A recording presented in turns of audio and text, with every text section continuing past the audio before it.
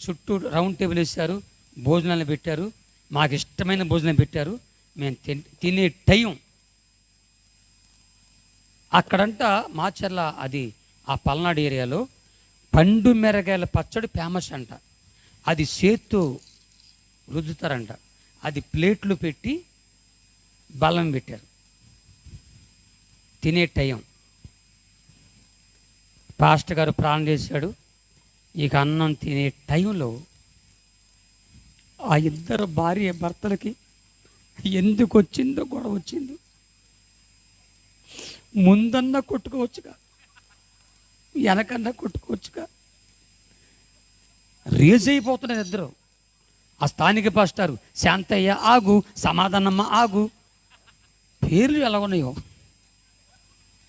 ఆ అమ్మాయి కంట చిన్నతనంలో పెళ్లి కాకముందు ఆ అమ్మాయికి కరాటే నేర్చుకుందంట.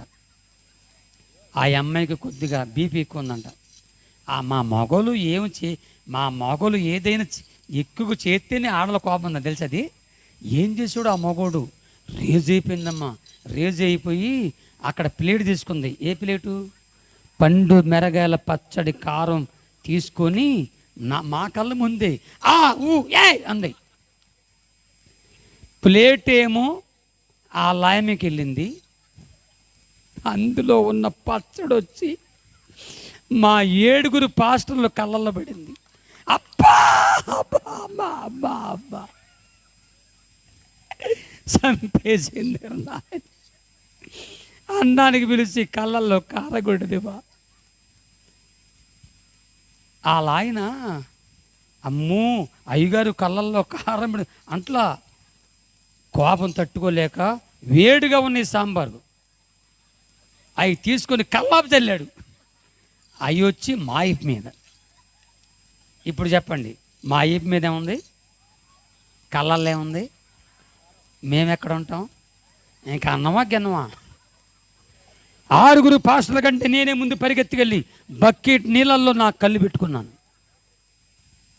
అప్పటి నుంచి 15 రోజులు కళ్ళు మంట మండింది. మీకు చెప్పుకోలేని బాధ. కానీ నేను సేవకులుగా తప్పదు, నాకు అన్నం పెట్టక తప్పరు. ఏదో ఒకటి చెయ్యాలి ఉపాయనమని ఆలోచించుకొని ఎవరైనా భోజనానికి పిలిస్తే మాత్రం వెళ్తాను.